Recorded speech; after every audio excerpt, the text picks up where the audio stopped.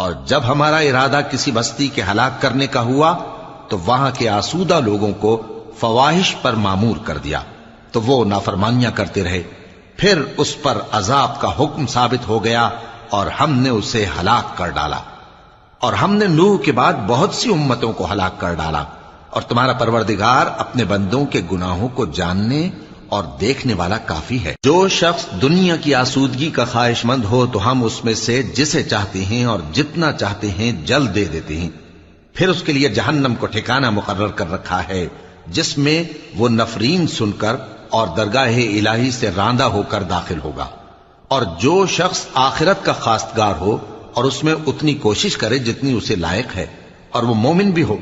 تو ایسے ہی لوگوں کی کوشش ٹھکانے لگتی ہے۔ ہم ان کو اور ان کو سب کو تمہارے پروردگار کی بخشش سے مدد دیتی ہیں، اور تمہارے پروردگار کی بخشش کسی سے